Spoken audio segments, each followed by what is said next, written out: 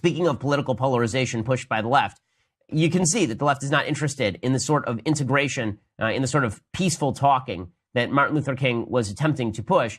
One of the people who is supposedly a successor to Reverend King, Reverend Dr. King, is Al Sharpton. It just demonstrates the fall off in the level of political discourse and the level of racial leadership that Al Sharpton is considered anywhere akin to Martin Luther King. It's just insane. Al Sharpton is a race hustler. Al Sharpton has made himself a fortune by blackmailing companies, by calling them racist. Al Sharpton is a guy who has twice helped initiate violence against Jews. Al Sharpton is just the scum of the earth. He's the scum of the earth, Al Sharpton. And yet here he is talking about Martin Luther King and talking about how Donald Trump has made racial intolerance vogue again, despite the fact that Al Sharpton legitimately called called Jews white interlopers in Harlem and suggested that diamond merchants in New York were responsible for killing black children. Okay, Al Sharpton is the worst of the worst. And here he is talking about how Trump has made racial intolerance in vogue again. I think what people really don't understand, for those of us that grew up in the King movement and the generation after King, is that we mark the 50th anniversary with the challenges that we have a president that has made this kind of racial divide and intolerance become vogue again. Because when you look at what Donald Trump is doing around pet questions of people of color, Mexicans, blacks, Muslims, he has reintroduced what Dr. King's life was again. He's taken us back. Taken us really back. Years. Okay, so again, here's the problem. I'm not fond of a lot of Trump's rhetoric. I was very critical of President Trump's response to Charlottesville, which I thought was egregious. During the election cycle, I thought that his response to questions about the KKK was just awful. I think President Trump has a nasty habit of saying things that are really inflammatory about race, and that is not a good thing. But to suggest that Trump is the one who's responsible for the racial uptick, the uptick in racial animosity in the country, is not supported by data. It's just not. If you look at moods about race in the United States, they were at an all-time high by the time George W. Bush left office. And then if you look at mood about race with regard to divides between the races, it jumped as soon as Obama took office, and it continued to grow while the president was in office, right? And now Trump has taken office and it hasn't narrowed. And that's not a shock because, again, when one side embraces the idea that the colorblind dream is no longer a dream, but a nightmare, then you end up with a racially polarized society. This sort of polarization, unfortunately, has broken out across the spectrum. It's not just with regard to race. For example, it's so bad that even normal politicians are being attacked as inhuman just because we disagree with them. Ted Cruz, I'm friendly with Senator Cruz, and Senator Cruz, the senator from Texas, he was campaigning in Texas. The left is celebrating this, and this just demonstrates how far our politics have gone. This woman walks up to Ted Cruz and asks him if he is actually a human being. It's really quite amazing. I'm a woman over 50 who, as of February 7th, has 7 active pre-existing conditions. I'm not counting being female and a survivor of abuse. I purchased my individual policy on the health insurance exchange.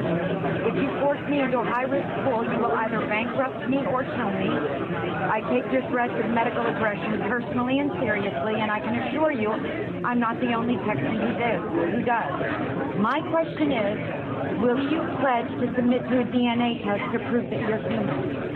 Well, ma'am, thank you for that. And one of the great things about our democratic system is that we can treat each other with respect and civility. Is that a yes or a no? Ma'am, if you want to engage... Response by Senator Cruz. You can stop it there. But that question, will you take a DNA test to prove that you're human?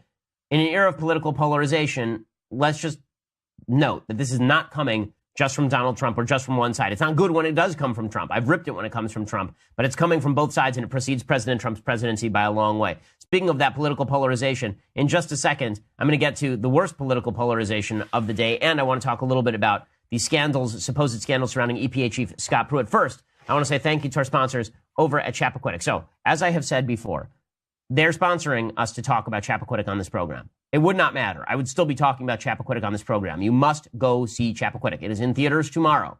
You have a moral obligation, my listeners, to go see Chappaquiddick. The reason for this is because it took 50 years, 50 years. The left has tried to see MLK's legacy and say that he was actually a failure because America failed him. In reality, America did not fail Dr. Martin Luther King. America has done its best to live up to his legacy. Okay, so here, that doesn't mean that there's no racism in the United States. It does mean that to pretend that there has not been unbelievable progress and that racism is a fringe element in the United States right now, is to ignore reality. So Jason Riley says racial gaps that were steadily narrowing in the 1940s, 50s, and 60s would expand in the 1970s, 80s, and 90s, which suggests that the disparities that continue today aren't being driven by racism, notwithstanding claims to the contrary from liberals and their allies in the media. It also suggests that attitudes toward marriage, education, work, and the rule of law play a much larger role than the left wants to acknowledge. More marches won't address out-of-wedlock childbearing. More sit-ins won't lower black crime rates or narrow the school achievement gap. Even electing and appointing more black officials, which has been a major priority for civil rights leaders over the past half-century, can't compensate for these cultural deficiencies. Black mayors, police chiefs, and school superintendents have been commonplace since the 1970s, including in major cities with large black populations. Racially gerrymandered voting districts have ensured the election of blacks to Congress. Even the election of a black president twice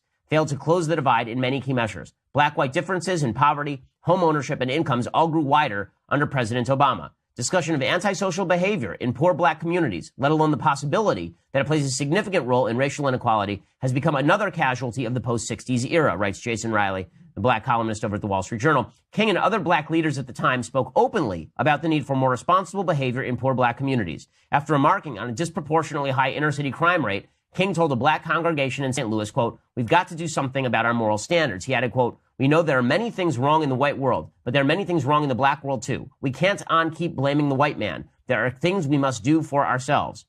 King's successors mostly ignored this advice, preferring instead to keep the onus on whites. Where King tried to instill in young people the importance of personal responsibility and self-determination, notwithstanding racial barriers, his counterparts today spend more time making excuses for counterproductive behavior and dismissing criticism of it as racist. Activists who long ago abandoned King's colorblind standard, which was the basis for the landmark civil rights laws enacted in the 1960s, tell black youths today that they are victims first and foremost. A generation of blacks who have more opportunity than any previous generation are being taught that America offers them little more than trigger-happy cops, bigoted teachers, and biased employers. It's not only incorrect, but as King and a previous generation of black leaders understood, it's also unhelpful. The reason that I read all of this from Jason Riley is because this is the important part of Dr. King's legacy.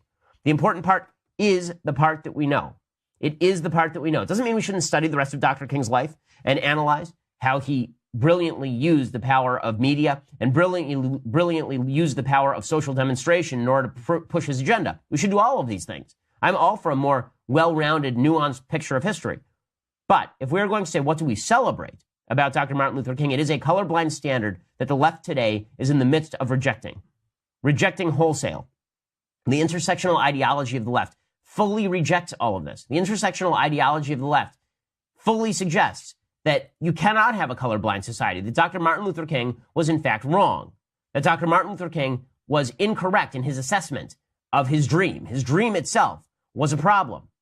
And I present as evidence to you an article by a professor named Kimberly Crenshaw. She's executive director of the African American Policy Forum and a professor of law at Columbia University. She is also the inventor of the concept of intersectionality. And in the column that she wrote for the Washington Post, I think it was a couple of years ago, she explained that intersectionality isn't only supposed to be a way of describing different experiences based on group identity. It's not just supposed to be that Democrats are saying, yeah, black people have one kind of experience and white people have another kind of experience. Instead, intersectionality, which is what the Democratic Party pushes, is supposed to be a way of promoting a leftist political agenda. She writes in the Washington Post, quote, "Intersectionality was my attempt to make feminism, anti-racist activism, and anti-discrimination law do what I thought they should. Highlight the multiple avenues through which racial and gender oppression were experienced so that the problems would be easier to discuss and understand." So what does she mean by this? She means that the legacy of America is racist and that there is no way to overcome that. White privilege means we can never overcome this. Even if every white person in America were to acknowledge quote-unquote white privilege and suggest that the system is built for them, they would still not have anything to say. Because even then, there are certain racist bones in the white body that cannot be overcome. There are literally colleges that are teaching kids that if they say, I am colorblind, this is an element of racism. If you say, I don't judge people based on color, this is a microaggression. I am not kidding. This is something that is said at universities across the land. That is a direct rejection of Dr. King's dream. So what is the left doing? They're saying, well, really, Dr. King's dream wasn't the colorblind society. That was just a bunch of sloganeering for the cameras. What his dream really was racial separatism and competing interest groups. His real dream was the Bernie Sanders socialist agenda that would overcome race with redistributionism. He was really a class warrior rather than a warrior in favor of racial integration. This is not why America celebrates Dr. Martin Luther King. And to pretend otherwise is, I think, a bit of nasty revisionist history that has some pretty serious consequences for the future of